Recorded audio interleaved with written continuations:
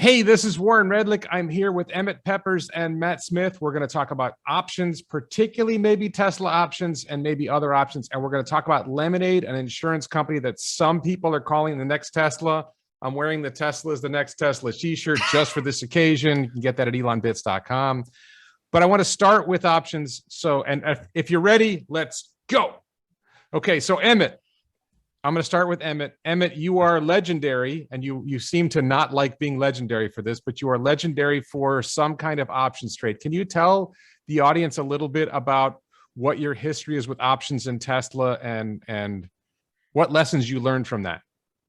Sure. Yeah. Thanks for having us on, Warren. I'm a fan of yours. I tune into your live streams from time to time and try to participate in the comments. And, you definitely have a unique style, and there's pros and cons to it, but I'd say mostly pros. So keep it going. The jerk style. Yeah. I mean, there's some jerk style once in a while, but don't worry about that. Mostly, I'm not worried. It's all good stuff that you're doing. So I appreciate it. The options, I'm not, I told you when we were getting ready, don't call me an options guru. I'm not a guru of options. There's people that know way more about, there's so many things you could do with options from, analyzing all the Greeks. Like there's this guy Spot Gamma I follow, and he talks, and when he talks about all of these crazy technical details about options, it's almost like a foreign language even to me. So I think there's a lot of people that feel like that about options in general. And, there's just so much detail, volatility, the binomial formula and the Black-Scholes formula, delta hedging or volatility trading is like almost another synthetic product you can create with delta trading options. So I learned a lot of basics from working at Interactive Brokers for as long as I did. They were like the premier options electronic brokerage firm for many years, and they still are. I'm the founder of Interactive Brokers. He's like, the father of electronic trading and options market making in the 80s. He discovered the Black-Scholes formula arguably before they published it and started making a fortune printing money on the options floors using it. Some fascinating stories about him. Anyway, he understands options. He's the options guru, Thomas Petterfy. Hopefully we'll get him on our channel, GoodSoil Investment Management, in a couple of weeks to interview him, because that'll be fascinating to pick his brain. He's kind of legendary in the finance world. So I felt it was my duty for years to learn about options. And just understanding what calls and puts are was the key. In my mind, like Warren, you know what a call is and a put is, right? The right to buy, but I think a put is that if you sell a put, then you're obligated to sell the stock at a certain point. And if you buy a put, you have the right to buy the stock at that point. I don't. I mean, I when I get into it, I learn it, but I decided not to learn it. So now you're going to teach me. Yeah, that's exactly like me. So, it's complicated enough just to get the bearings of what a call and a put is. And there's four things. You could buy a call. That's one strategy. You could sell calls. That's another strategy. You could buy a put, or you could sell puts. So there's like four different risk skews for those. Well, let's do that for the audience. If you buy a call, you're buying the right to buy the stock at a certain price point at a certain date.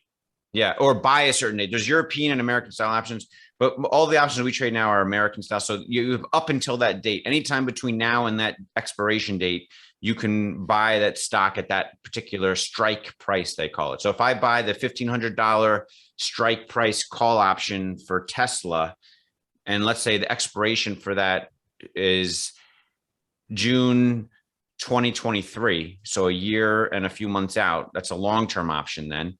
They call them leaps. I forget it's an acronym for something, LEAP. Yeah. Then I have the right, but I'm not obligated to do it. The right, but not the obligation. That's the language used in the definition. So I have the ability to buy Tesla at $1,500 anytime between now and June 2023. Of course, right now I would not do it. It's trading at $1,000, right? Right. And maybe I paid $100 for that. They call it premium. Maybe I paid $100 for that right that lasts a year and a few months, right? And if the Tesla stock price does not get over $1,600, because you have to have $1,500 plus the $100 premium I paid, then I lose money on the overall transaction, on the trade overall. But the most I lose is $100, which is what I paid for the premium. So even if Tesla goes to zero, I still just lose $100, right? Right. And just to be clear, when you buy options, you buy 100 of them in one shot. So you're really losing not $100, but $10,000.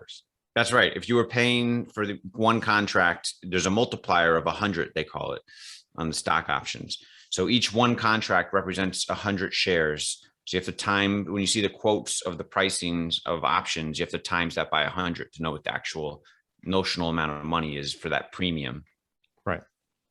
So if Tesla went to $2,000 by June 2023, then my $100 I paid is now worth $500 because $1,500 to $2,000 is $500. And I could either sell the options contract, the leap, for $500 on the open market, maybe plus some, because there's some extra, depending on how much time there is left till June 2023, there'll be some time value added in. Or I can wait until the end of June 2023 and take what they call assignment of the shares at a $1,500 price point, even though it's trading at 2,000. So I might hold the shares on margin, like 75% margined if I don't have any equity to help boost up that assignment. Or I would just sell the shares immediately, maybe for a $500 profit quickly. So there's lots of options within the option contract. Okay. So that you can do. And the other side of that contract is somebody is selling you the call. They have 100 shares of Tesla and they've decided, you know what, I'm okay with the upside. I'll agree to sell my stock for $1,500 a share at any point up until June 2023. And he's paying me $100 for the right to buy them. And if I'm lucky, the stock, I mean, I don't know if this is lucky or not, depending on how much other Tesla stock you own. If the stock never hits $1,500 a share, you keep the $100 and you keep your stock. That's right. That's the call side. The put side is I buy a put, which means I have the right to sell it. I have the right to sell the stock to you. So I sell a put for $800 a share. You buy a put for $800 a share. I buy a put with an $800 strike price, which means I have the right to sell my stock for $800. There's some sort of legend about how Emmet became rich. So what's the story? What options trades did you do? What's the true story? You know, the story I heard was you bought $20,000 worth of options. It became worth $20 million. How true is that? What's the real story? My IRA account was around $3,000 in 2009, 2010. And when I rolled it from a 401k from a previous job when I worked at UBS investment bank, and mostly through the use of call options, it has grown to over $30 million. Much of that gain from the use of call options for the past 12 or 13 years, much of it related to Tesla and some Facebook options that went well. But basically, I understood call options back in 2009, 2010. I understood the instrumental value of using them, the tool that they represent for getting magnified returns on something that could be a generational stock. So if you can figure out, you know, what the next Amazon is before it becomes like the Amazon we all know, or the next Netflix before we all know, well, you could buy the stock and maybe get 50x or 10x or 50x return, let's say. But instead, and $3,000 times 10x would be $30,000. Great, you know. But $3,000 times 100x, I realized could be 300,000. That would be life changing for me for sure at the time, you know.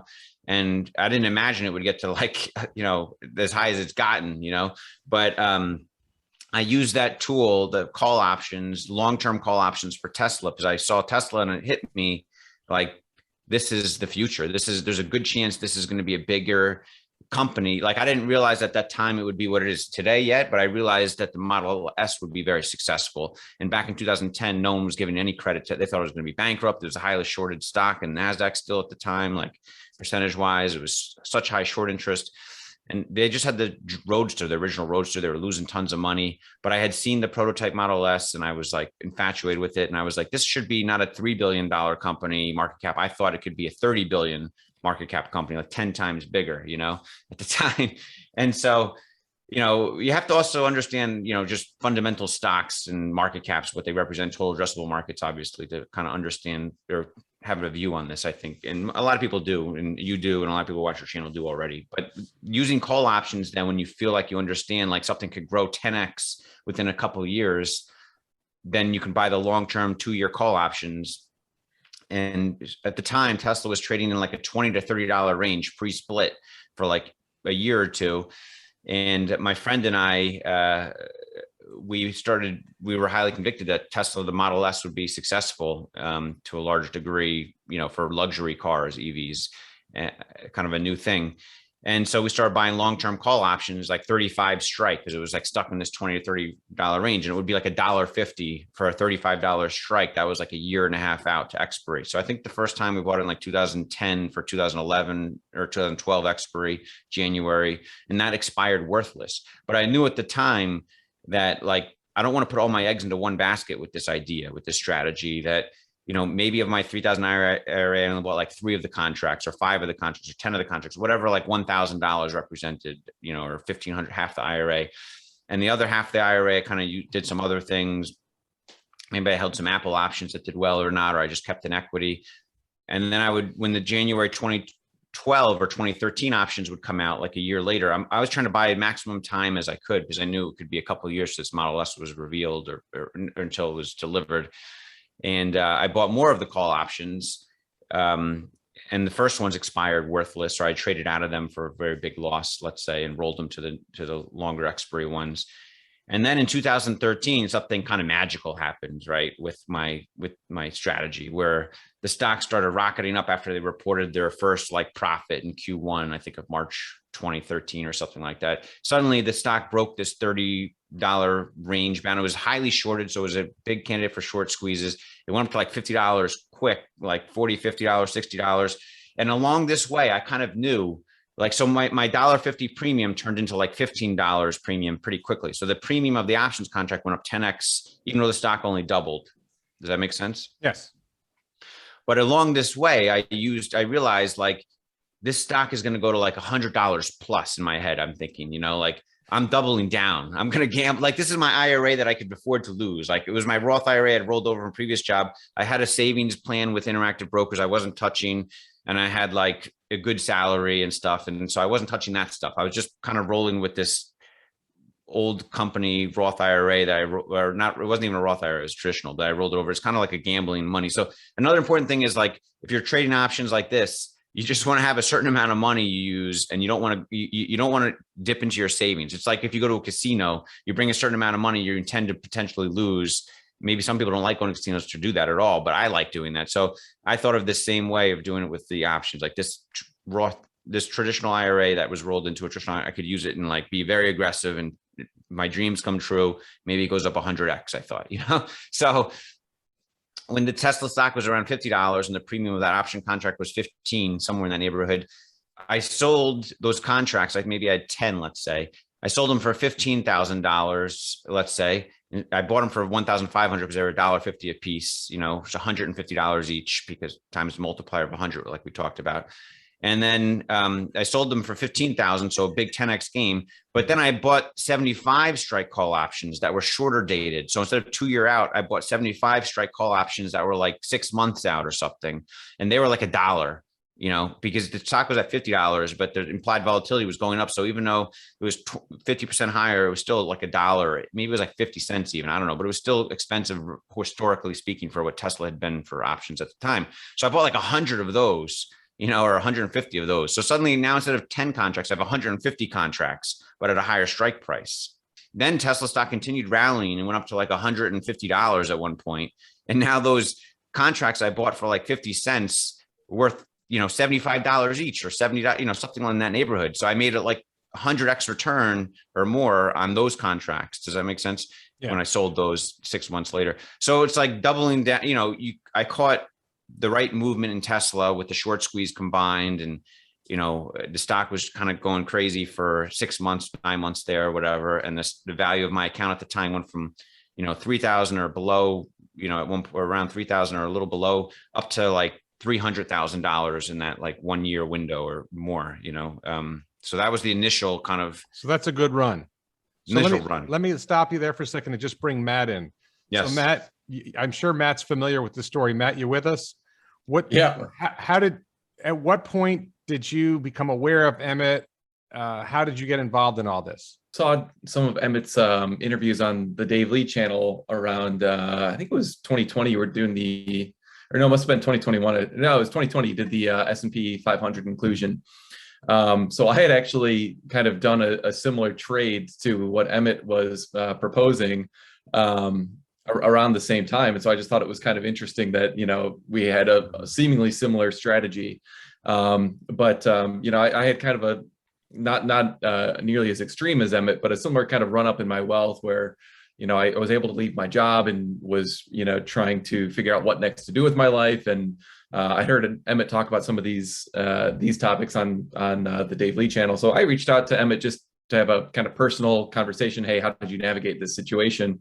I think we kind of just hit it off, and ended up being the case that, Emmet was looking for a little bit of help with the fund. So, I wasn't necessarily looking for, new work to do necessarily, but just kind of worked out that way. So I think we kind of have complementary skill sets. And so he invited me to join kind of informally at first, and then we formalized a little bit later so now I'm kind of working full time here.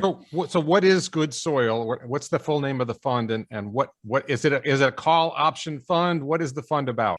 I mean, Emmet founded it, so it's probably, yeah. You want me to go? All right. Yeah, you go. I've talked a lot. Your turn to talk a little. It's called GoodSoil Investment Management is the name of the firm. Right now, we have just one fund. It's called the Accelerated Opportunities Fund, and so it is a fund where we really seek kind of outsized gains. So we have a pretty high concentration in around 4 names. Basically, accounts for 80% plus of our portfolio at any given time. And so we not only have high concentration in, what we think are like truly disruptive companies that each one of the names in our portfolio, we believe can 10x or more over time. But then we're trying to kind of accelerate the returns even further by the use of options. So, we're not kind of only going for options. We're not trying to, we're not putting everything into like deep out of the money call options and like hoping to 300x, but we are trying to go pretty aggressively. What we tell our investors before we bring them on is we want to be the high risk allocation of your overall portfolio management strategy. So that's kind of a little bit about the is this a mutual fund? Is it an exchange traded fund? What's the nature of the fund? So it's a hedge fund. It's the private and based on the kind of SEC restrictions and everything, it's only open to high net worth individuals. And because it's accredited investors, or is it even tighter than that? It's even tighter than that. So the rules we need to play by are you need to be an accredited investor to invest in the fund. But because we're so risky and we don't want people to be putting in more than 10% of their net worth, the way the minimum check size kind of translates to our net worth requirement, it ends up being a minimum investment of $500,000 and a minimum net worth of $5 million. Where accredited investor, the minimum net worth is $1 million. I think it's slightly higher than that, but yeah, it's a tighter restriction than that. Yeah, it's in that neighborhood. Okay.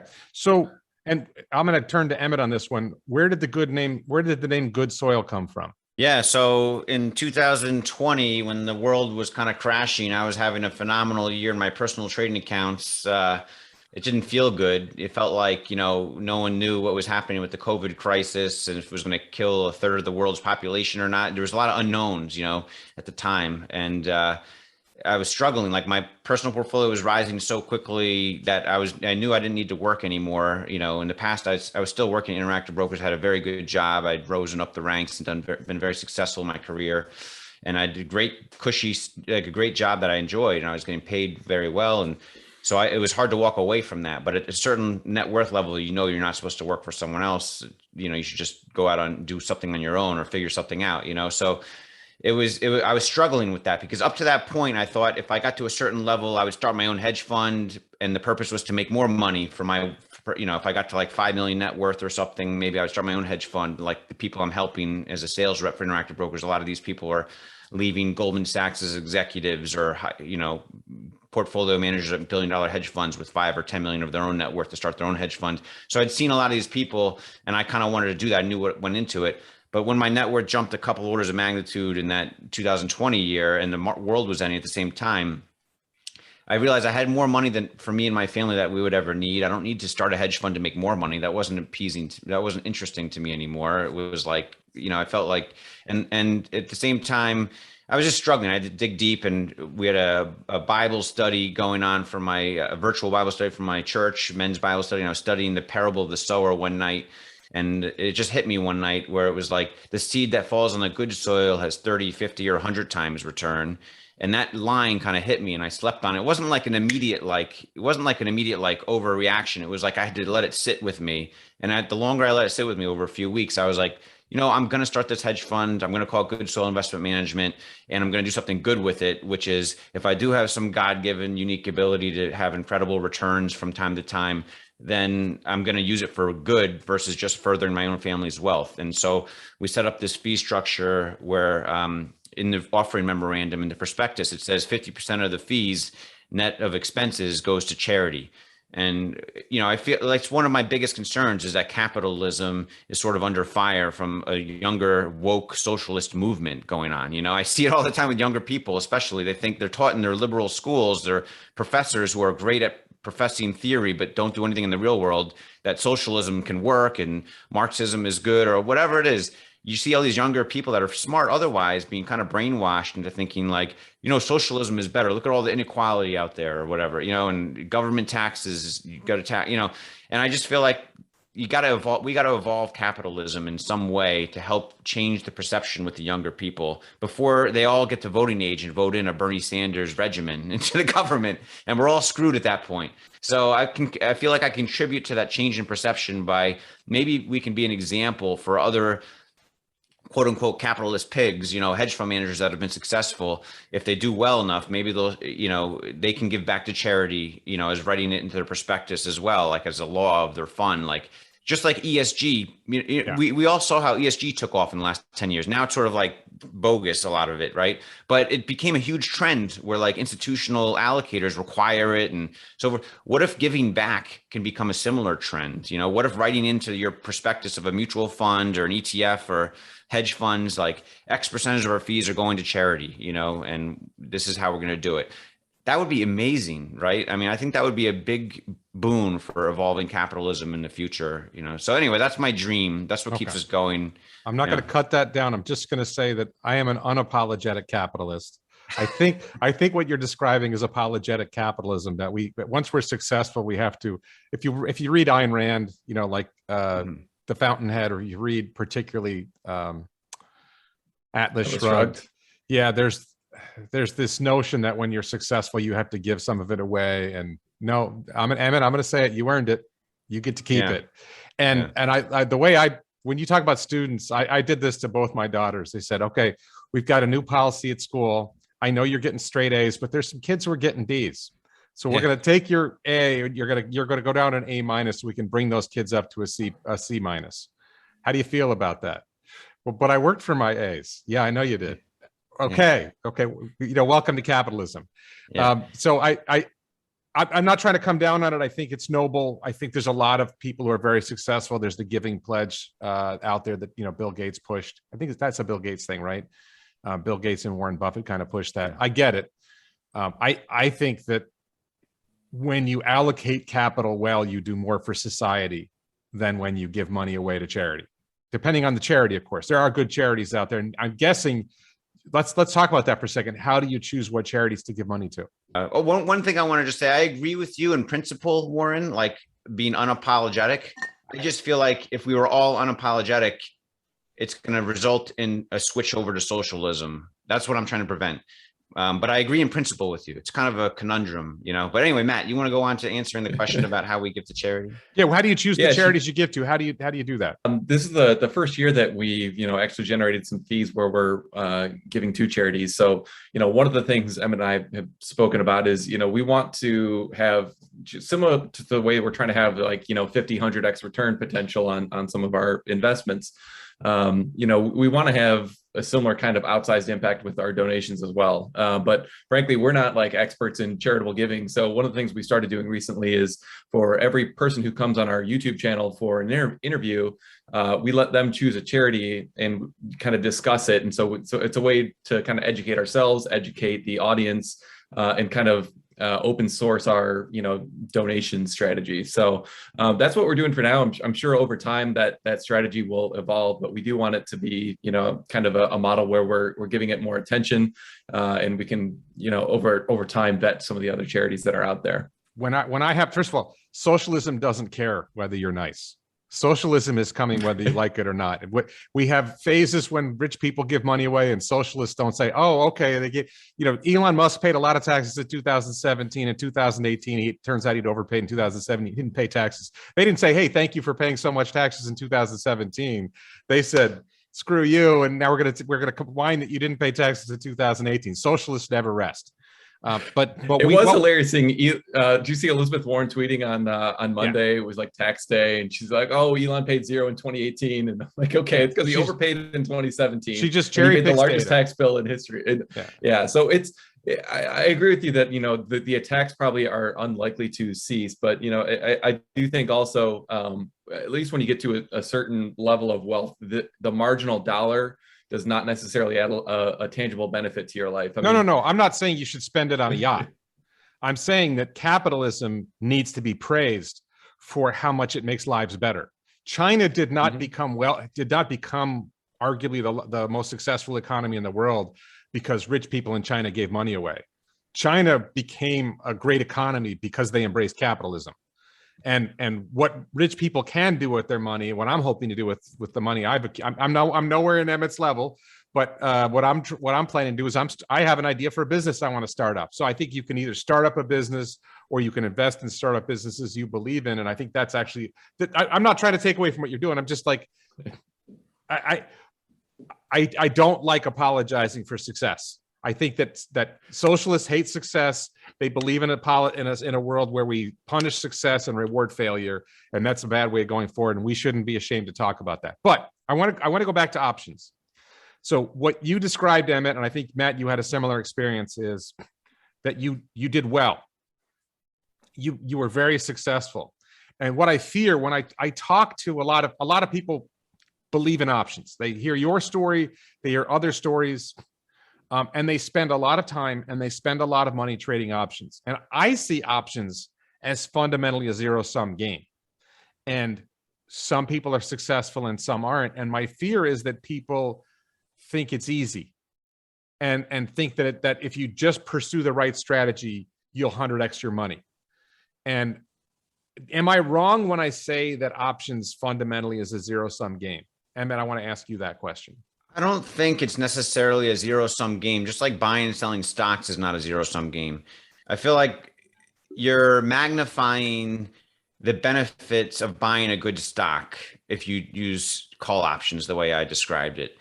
But it requires the timing to be close to impeccable, which requires a lot of luck and is almost like a lottery ticket in itself that you're including in your investment bet with the call options. So not only do you need to be right on the stock, obviously the underlying business, but then you need to have that lottery ticket luck of the timing.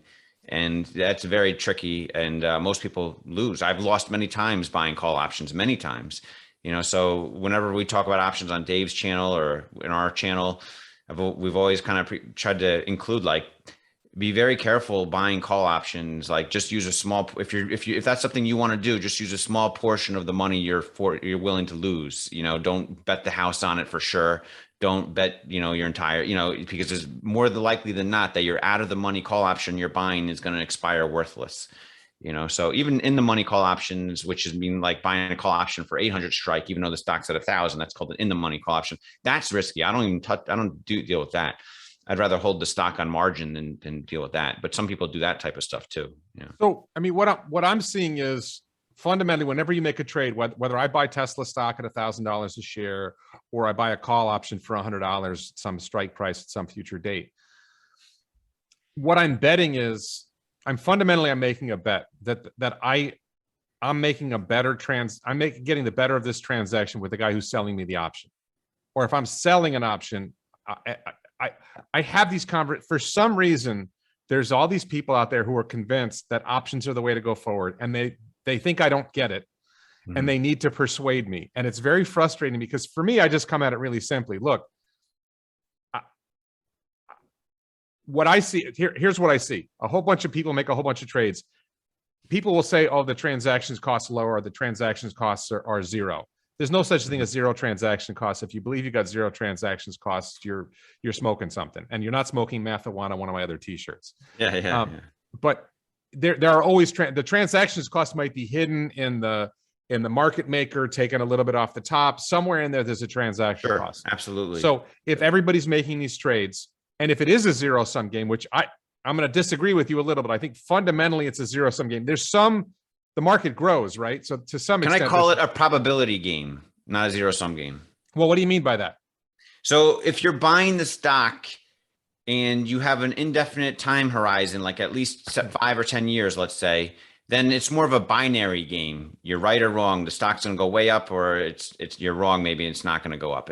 If your window is 5 or 10 years, let's say, that's kind of binary game. It's easier to comprehend. Probability game with options. The market of options is done in such a way where you can actually look at the probability percentages of every option contract for it to become in the money. And you can bet on that probability being right or wrong. Like you can say, I think there's a higher probability, or I think there's a less of a probability. And if you do that many, many times, right? And any one given time flipping a coin, who knows if you can guess it right or not. But if you flip that weird weighted coin 1,000 times and you were right on guessing it, 600 of the 1,000 times, that's a really good advantage, And if you do the same thing with these options trades and you're right 600 of 1,000 times, you can do pretty well, So if you think your probability weightings that you assign to option contracts are more true than what the market is showing, what the actual options market makers, the Vegas odd makers, think of it as, are showing, then you're going to perform very well. But you need enough of a sample size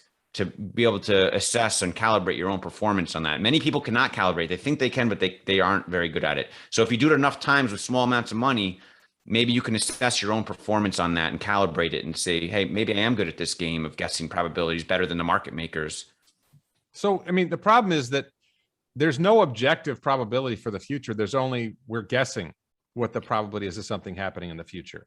And well, the outcome is based on the time, right? So whether it happens or not is the outcome. And if you do it enough times, you can get the objective, combined probability of how well you've done. But when you describe winning 600 out of 1,000 bets, that means somebody else lost 600 out of 1,000 bets and they lost money. You made money on winning 600 out of 1,000 bets.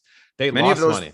Yeah, many of those are short sellers or market makers that are delta hedging their options. It's not necessarily you or me selling call options to me. Most of the call options I buy are from market makers or short, market makers who are hedging it with the delta neutral hedging, they call it, where when they sell me a call option for $1,500 strike price, they don't want to be on the hook for that risk, right? So the market maker wants to, at the same time, they'll buy maybe 30 shares of Tesla because every dollar that Tesla goes up, they know that option contract is going up by 30 cents, for example. So they'll buy a certain amount of Tesla shares. So when I buy the call option, it's like buying a certain amount of Tesla shares in reality, because the call option, the person who's selling them is actually buying Tesla stock at the same time, if that makes sense.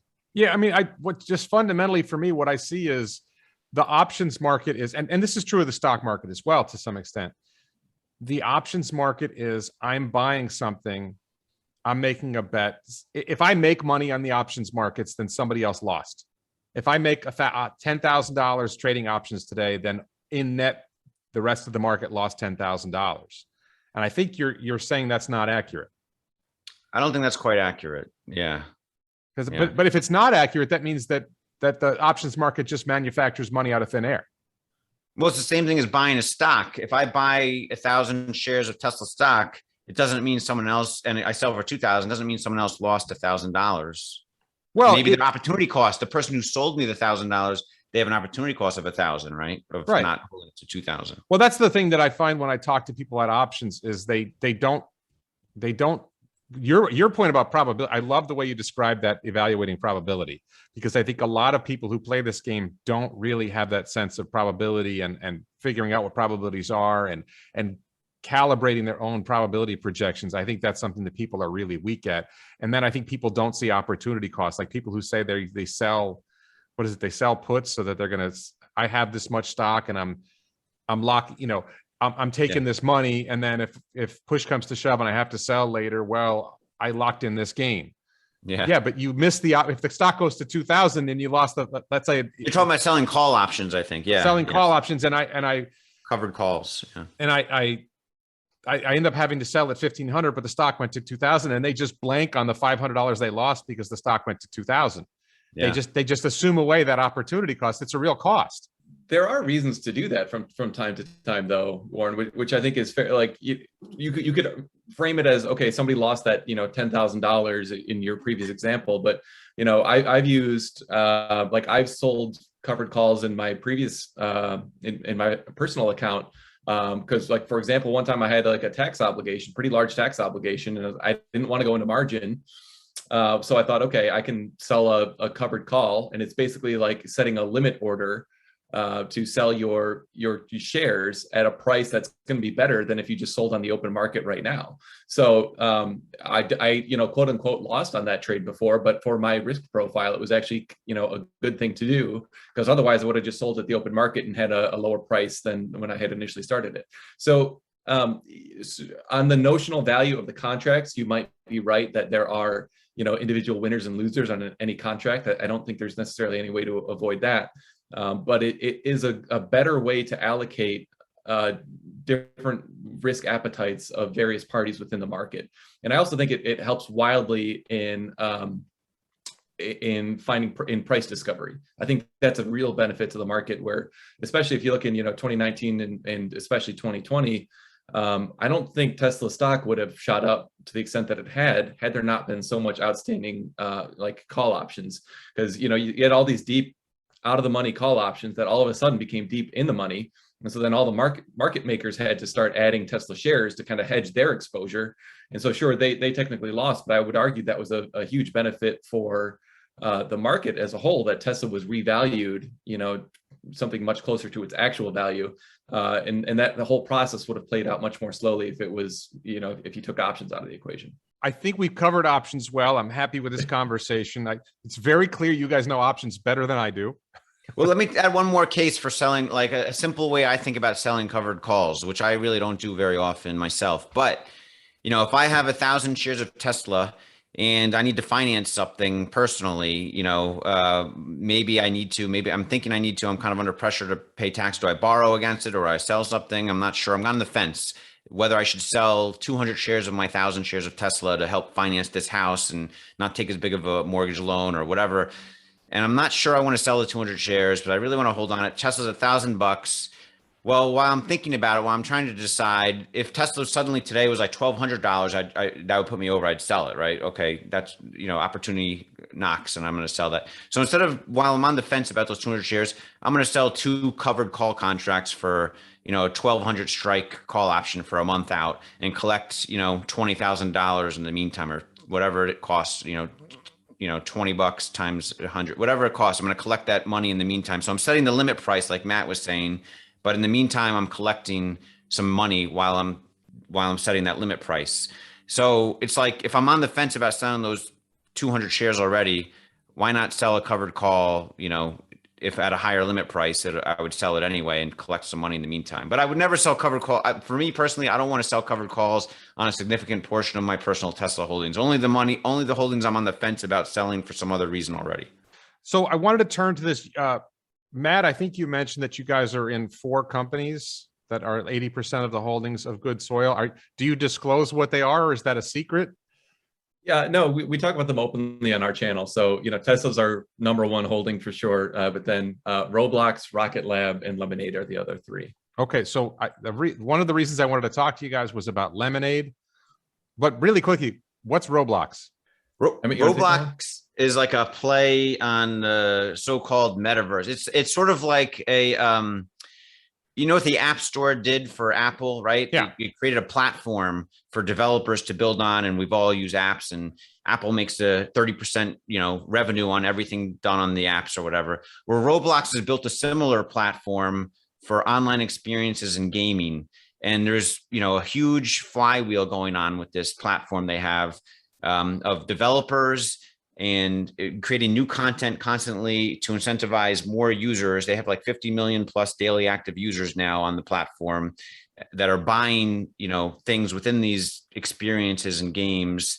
And Roblox gets a, 30% cut of everything. So we believe that like maybe the future in, whatever the metaverse turns out to be, that Roblox will play an integral part in that. And currently, I think it's 30 billion market cap. Let's see here.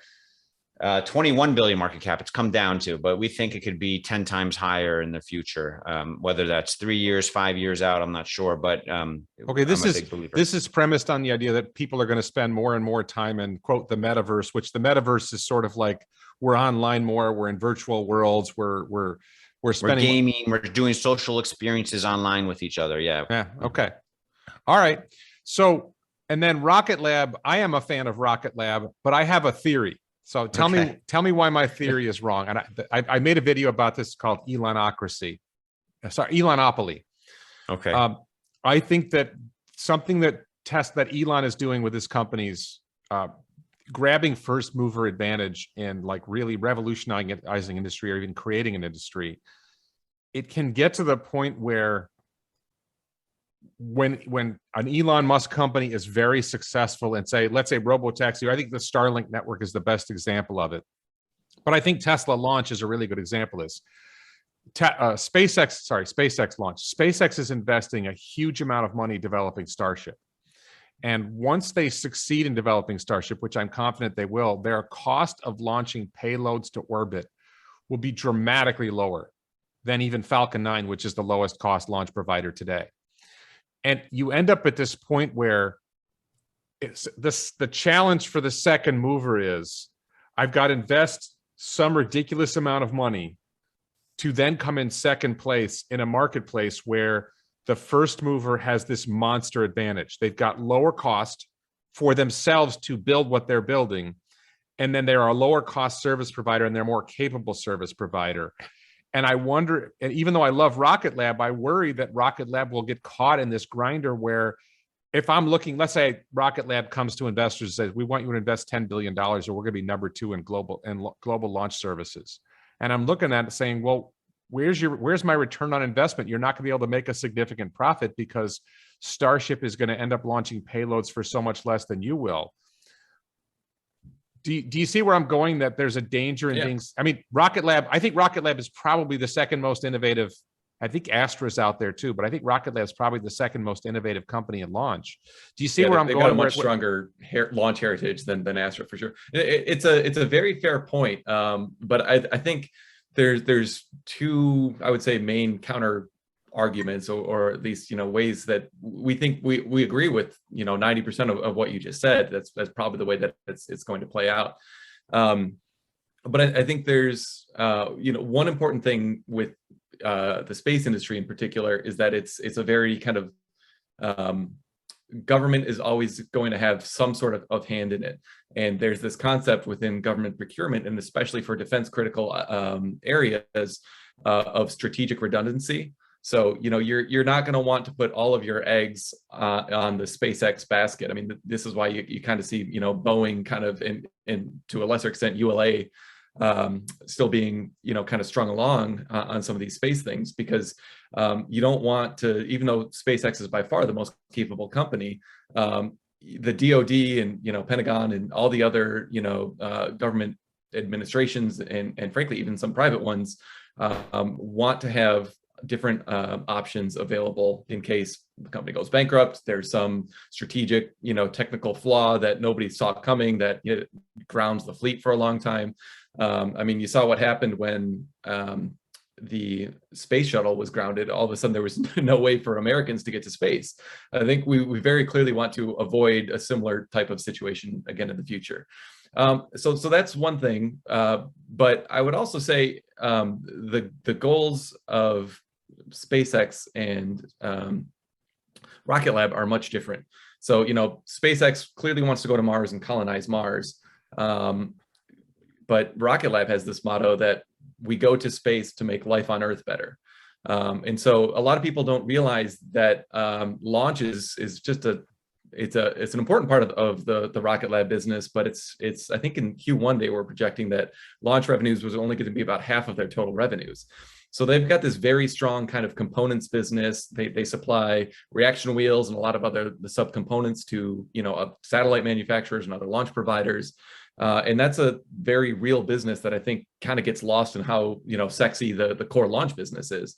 And they really want to grow that over time. And the thing that we as investors are super excited about is they have this goal to ultimately be providing recurring revenue by providing like space-based constellations similar to Starlink, but with other capabilities to Earth. So the way we see this unfolding is, SpaceX is going to go colonize Mars, and they might even be able to launch everything here on Earth more efficiently than Rocket Lab.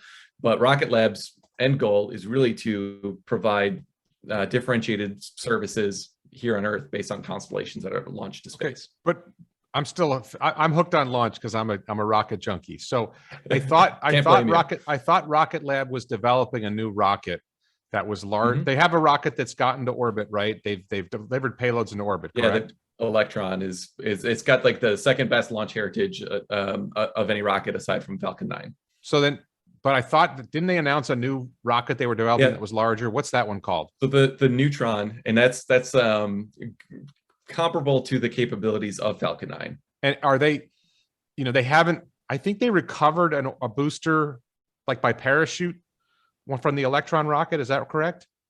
They're trying that this week, or it might be next week now. I think they recovered one or two in like the water that parachuted down with minimal damage they discovered, but they're going to actually try to recover one with a helicopter, I think, this week. Right.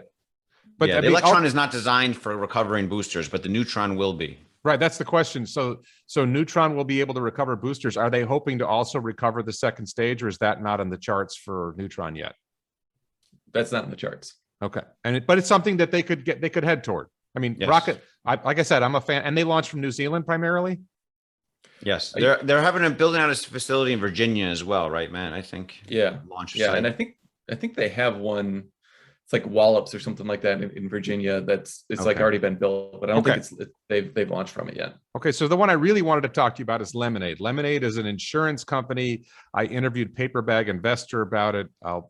If I remember, I'll post a card. So if you're watching this now, a link might appear on the screen, but I probably will forget. So, but check my channel for Paper Bag Investor. For background, I used to work for Allstate Insurance Company, and I was a trial lawyer both for Allstate Insurance Company. I worked for a judge, and then I was a personal injury lawyer representing people who were suing effectively insurance companies. Technically, they're suing the driver who hit them, but really we're going after insurance company money. So you guys see something in Lemonade. I'm not saying I don't see it. I just don't get it yet. What makes Lemonade special? How does Lemonade 10X from where is it now? So let's start with this. What's special about, and maybe Matt, I don't know who wants to answer this. I don't know if this is a Matt question or an Emmet question. What do you see that's special about Lemonade today? I'll talk very high level, and I'll let Matt go real quick. And then Matt, I'm sure, will have a lot of supporting details. But Lemonade, currently the market cap is 1.4 billion, just under 1.4 billion market cap. They have, I think, over $1 billion of cash on their books or something close to that. So we think the insurance industry is huge, as you know. The total addressable market is huge if they can actually disrupt it, right? If, that's a big if, okay? They're already doing well in pet insurance, renters insurance, home insurance. They're doing well in many of these. They have life insurance. They kind of piggyback on some other legacy provider to do. But most of their insurance, they build themselves from the ground up, like vertically integrated themselves. And it's called InsurTech. Instead of FinTech, it's called InsurTech. Think of it that way. And I've personally seen in FinTech, the likes of Interactive Brokers succeed very wildly over the last 10 or 15 years, despite a very questionable user interface that is hard for people to use. But the reason I think Interactive Brokers did so well, despite the user interface problems, is because they built their own vertical stack, from the ground up in the fintech space, from their own clearing, their own shorting capabilities, everything, their own trading execution, everything was built themselves from the ground up. And that's what gave them such a huge advantage. And Lemonade is doing something similar in the insurance business here. Other InsurTech companies are kind of piggybacking and white labeling other legacy provider platforms, and you can't really adapt or adjust things very easily when you piggyback. So the other thing I see that Lemonade does very well is the user interface. Like the reason Robinhood has been so successful to date, I think, is because they created such an elegant user interface for people to use. There's other fintech companies out there that white labeled other platforms, and maybe their app was not as nice as Robinhood. So Lemonade's user interface is phenomenal and has a very high net promoter score. So there's a lot of value to be unlocked if they can put it all together and do car insurance. That's the big thing. and they just acquired Metro Mile, a few quarters ago. They're kind of completing that transaction this year. That's the big prize potential here for Lemonade that will kind of come to fruition or not in the next 1 or 2 years, I'd say. Okay, just for context, you said its market cap was like 1 point something billion. Allstate, I just looked up while we were talking. Allstate Insurance and Travelers Insurance are both at about 40 billion. Yes. So supposing Lemonade could displace either one of them, they could go from 1 something billion to 40 billion. It's not crazy to say the market is big enough that if they were able to displace one of them, they could get to 40 billion. And if they have some special magic and they could displace both of them, that could take them to 80 billion or more. Yeah, or something even more. Like imagine Tesla when it was 2 or 3 billion and Ford was at 15 or 20 billion. You'd think, oh, well, maybe Tesla could displace Ford someday at 20 or 30 billion market cap. Well, not only that, it's gone way beyond that. So Lemonade feels like it's in the infancy stages still. But Matt, you want to chime in and kind of go over some more of the metrics that you're excited about too, I guess? Yeah, I mean, I think that's the point right now, especially like their valuation is so kind of infantile compared to their cash balance, which is kind of hilarious. But two, compared to other players within the industry. So you're right that like all the kind of main publicly traded insurers out there are in like the $50 to $100 billion, $40 to $100 billion range.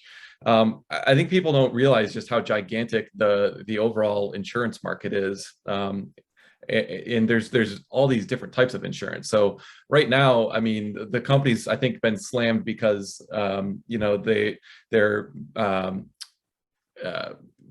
their kind of gross margins have left a little bit to be desired.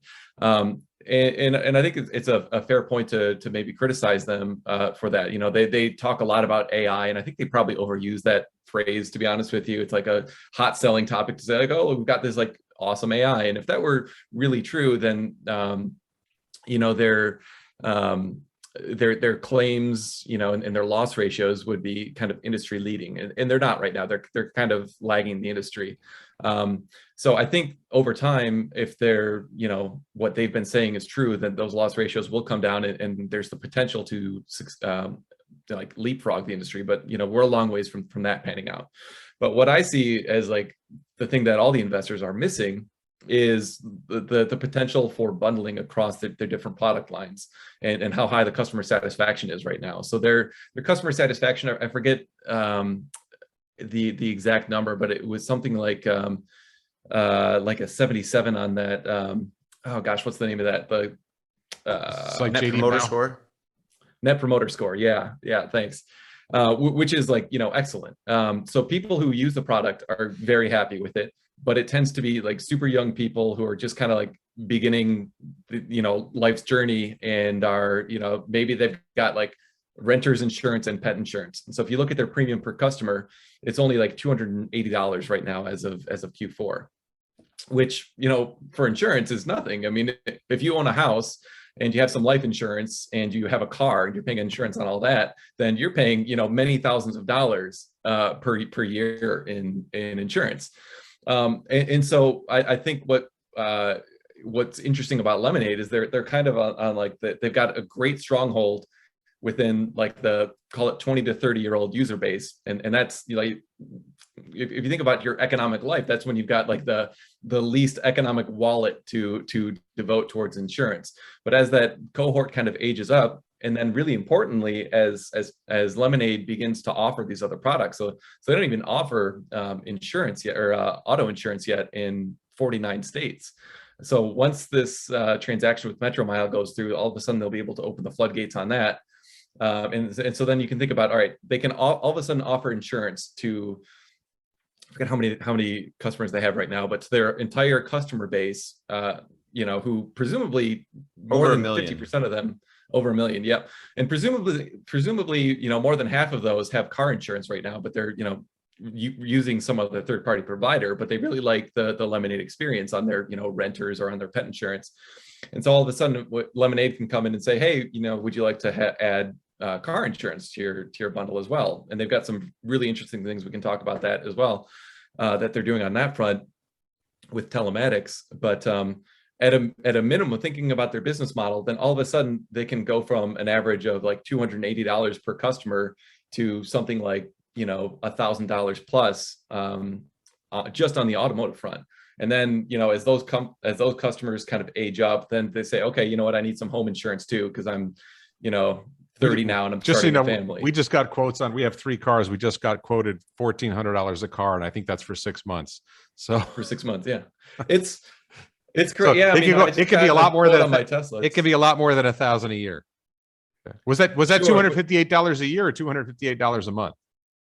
It's a year, I believe. Yeah. So there's a huge upside there. So it sounds like their strategy is start by building a customer base of young consumers, and then as those consumers get older and they start having demands for, let's say, homeowners insurance and other things, we grow to meet their needs, and we've built this loyal customer base. But I have 2 concerns with Lemonade. The first concern is, do they have something special, some ability to actuarially price insurance so that they get the right customers who they're able to charge them less because they know these customers are less likely to have claims? Is there some advantage they have there that we can't see?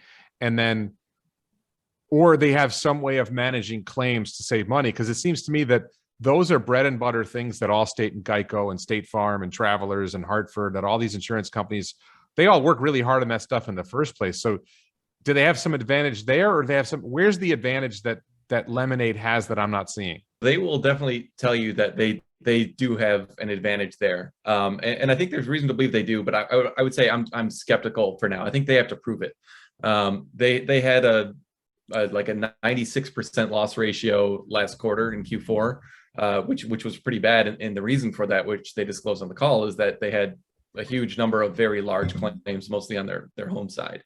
They do kind of automate a lot of stuff, and they've got this feedback loop that they talk about between their claims department and their pricing department.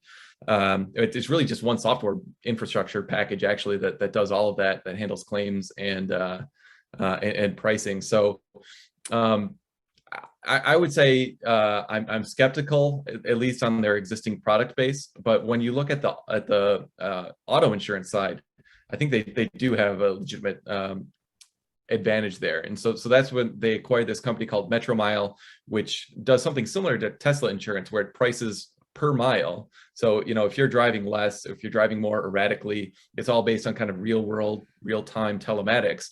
And so you're getting an updated price based on specifically how you drive, and how much you drive, which is a really big thing. So that some insurers have that product, but most do not. And a lot of them will offer like a trial for 3 months, put a little black box in your car, and then you get that price going forward. But the telematics live stream kind of stops. So I do think that's especially crucial on the auto side, and that's something that's going to be rolling out once this integration with Metro Mile goes through. So the second concern I have, I think you brought up Tesla just now, is I think Tesla is going to be a wrecking ball to the entire car insurance industry, because if they deliver self-driving cars that don't crash, then and ultimately, if the market completely changes and 90% of the world rides in robo-taxis and doesn't own a car anymore, then I think the auto insurance industry entirely gets decimated. And then, of course, if everyone's driving Teslas, then Tesla insurance is probably going to be better than any competitor. There's still room for somebody else to say, hey, wait a minute, Tesla's not giving me a fair price, I'm going to go to these other guys. But then the other guys are probably taking high-risk customers, because if Tesla's not offering them a fair rate, it's probably because they're not good drivers. So do you see the danger of Tesla being a wrecking ball to the car? Am I off base in thinking that Tesla could be a wrecking ball to the car insurance industry? I think telematics is going to be a wrecking ball to the car insurance industry. I mean, Tesla is going to be the best at pricing insurance on Teslas. I think there's no real argument about that. I'm skeptical that they're going to go into insuring like Fords and other vehicles out there. And just based on Tesla's own numbers of trying to get to 20 million units by 2030, there's going to be the vast majority of cars on the road still, even if they hit those numbers, are not going to be Teslas. And even if you assume they grow to some crazy number and like autonomy takes off, it's going to take decades for the entire global fleet to kind of turn over and get to the point where, robo-taxis are that prolific. Well, I think the global fleet, yes, but the U.S. fleet, which is what matters for Lemonade, if Tesla produces 10 million robo-taxis that do the work of 5 cars each, if they have a fleet of 10 million robo-taxis, I think by 10 years we could see a robo-taxi fleet combined of 100 million vehicles, and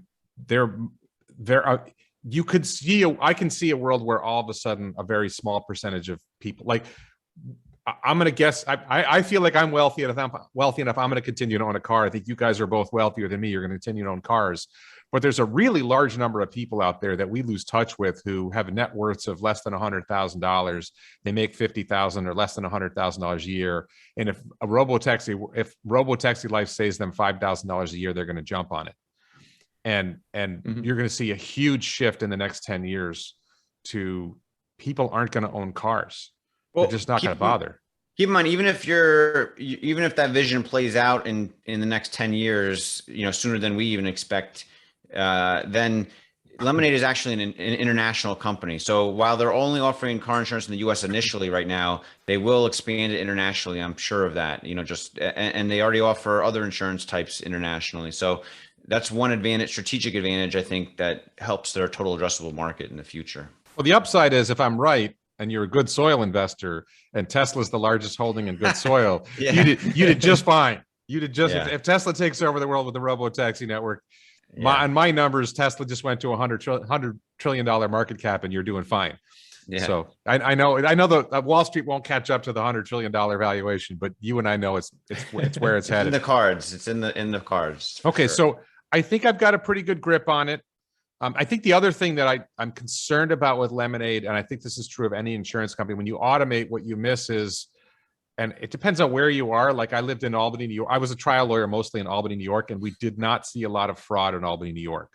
Mm-hmm. But here in Florida, in New York City, in California, I think there are places where there are just networks of fraudsters who are gaming the system. This is another reason why I think Tesla is amazing, because once the cameras are on, when every car has 8 cameras, and it's going to be really hard to create a fake accident. It's not hard to take an accident and then fake an injury.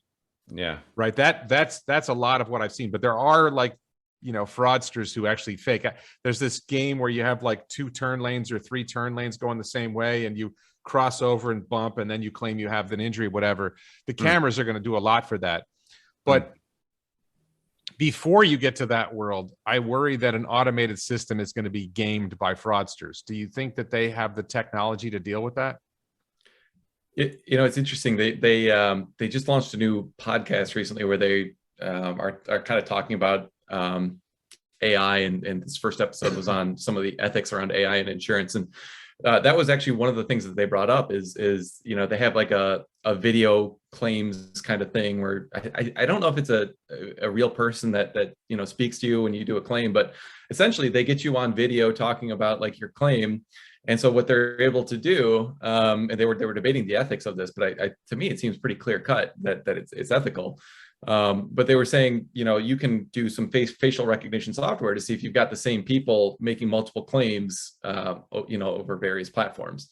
So, they're thinking, I think, in pretty innovative ways that I kind of struggle to think that, the legacy players of the world are integrating into the latest kind of technology suites to handle fraud detection quite like that. So I think they're thinking about it and trying to do things in a very unique and forward-thinking way. And then one other thought I have is, I think you said are they offering life insurance, or are they expecting to offer life insurance?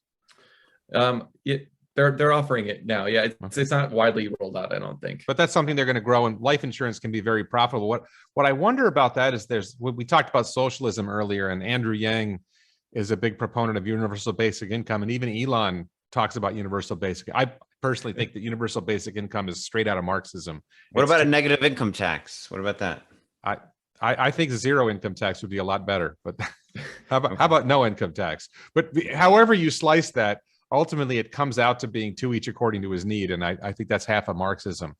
But I think we're at real risk that universal basic income comes along. And then if you live in a world of universal basic income, like I bought life insurance. I bought life insurance to provide for my family in the event that I die. If we live in a world of universal basic income, why do I need life insurance? Does universal basic income destroy the market for life insurance? to some degree, I think over time. If it's a spectrum, like depending on how much universal basic income is. If it's just a modest amount that helps support people for, 3 meals a week or something, or for their minimum rent needs, then just a little bit of a degree possibly, but not, the more it is, the more it disrupts it. Yeah, I'd say. Okay. All right. So I actually think universal basic income is unlikely to happen, but it's one of those risks out there.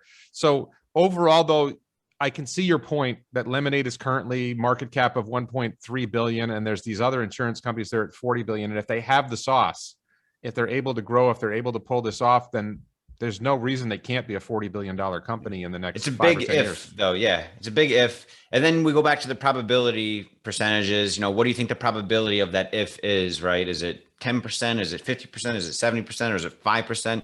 And then you can kind of do the math and make your potential bets accordingly. And is this something where you apply options trading strategies to this, where rather than just buying stock in Lemonade, you're looking and saying, all right, let's buy 2-year calls on Lemonade? I think we do a combination. Yeah, because we do a combination, and but we're not convinced that in 2 years it's going to play out, and that's as far out as the call options go. Right. If there was like 5-year call options or 7-year call options, that would be a different story, but could take a few. The timing is tricky here. Why do you think I was actually curious when you mentioned that. Why do you think we don't see 5-year call options? Why does the option market cut off at 2 years? That's a good question. I'm not sure. I mean, I'm sure it's been asked before. Maybe it's a regulatory. I don't know why market makers wouldn't go beyond 2 years. If there was a high enough demand, they could just price it higher potentially and make more money. So I wonder if there's just some regulatory reason, like maybe the exchanges have to band together and say, okay, we'll allow call options greater than 2 years out, and they haven't done that. I do know though that the Black-Scholes model tends to deteriorate the further out, the further the term that you use. So, like there was Warren Buffett gave this example a couple, maybe 10 or 15 years ago of like, if you use like the Black-Scholes and priced like 100-year call option on like the S&P 500, or what like the result it would give you were just like crazy cheap. So, there's potential that it does start to break down a little bit, even on, as you approach 5 years. I'm a little skeptical of that, because you could just price it higher, like Emmet is saying. Price it high. Yeah.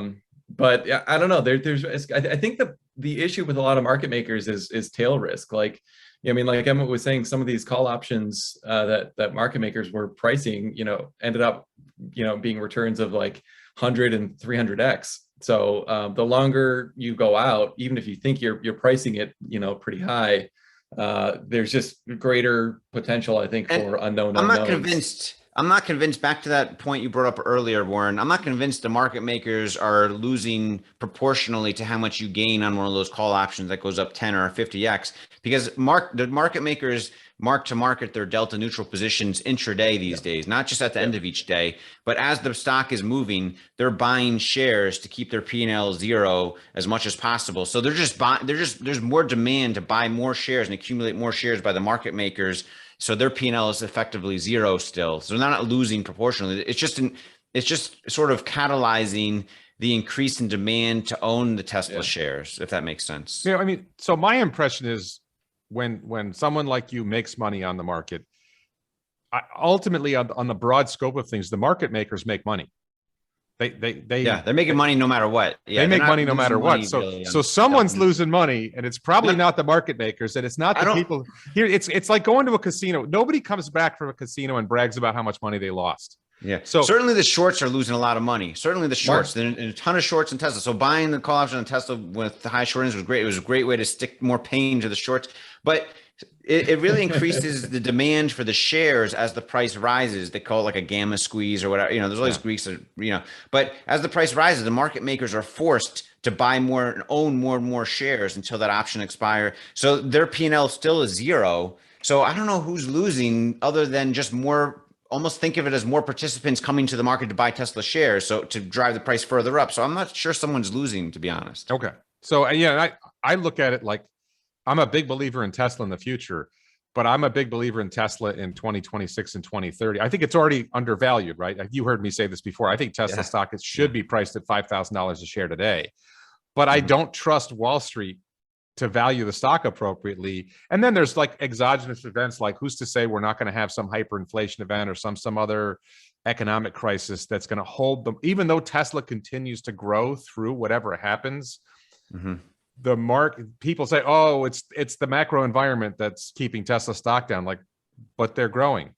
They're growing and they're more profitable. Who cares about the macro? Like every like crisis that comes up, I look at Tesla, I'm like, well, we just had like this monster public health crisis for 2 years, and Tesla outperformed everybody else. It seems to be whatever crisis comes up, Tesla's going to outperform everybody else. What other stock do you want to hold in a crisis than a company that outperforms in a crisis? Seems to me I want to hold Tesla, but there's risks. You know, the Chinese government decides we don't like Giga Shanghai, or the US government decides we don't like, you know, or the California government decides to shut down Fremont. You know, who knows? There's all kinds of crazy stuff out there.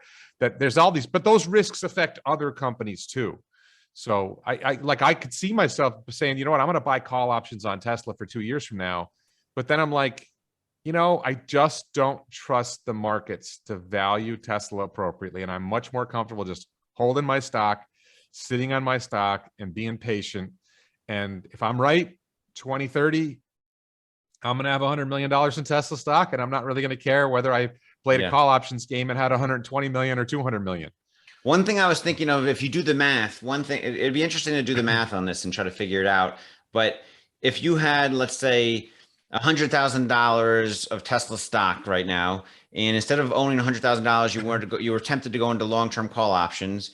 But instead of putting all 100,000, let's say you just put $5,000 in long-term call options this year that are 2 years out, and then a year out you buy the 2024 long-term call options with 5,000 more, and every year you just buy $5,000 more of those long, and some of them might expire worthless between now and then, but at some point when Tesla does get to that 5,000 or 10,000 valuation by 2030, maybe your math, if you work it out, maybe you make 100x on that $5,000 bet, or maybe it's worth more than just owning the stock. I don't know. It's complicated, but you can kind of dream up interesting scenarios like that, maybe. All right. I like your thinking. Let's leave it on that note. If you're thinking about playing a game, look at Tesla out 2 years and just would you call that a ladder? Like every 6 months you buy more? Every 6 or 1 year when the new options expiry for the new year comes out, 2 years out. But none of this is investment advice. Make sure everyone knows none of this is investment advice. We're just talking about speculation that we might do in our personal accounts. You know, everyone should do their own research.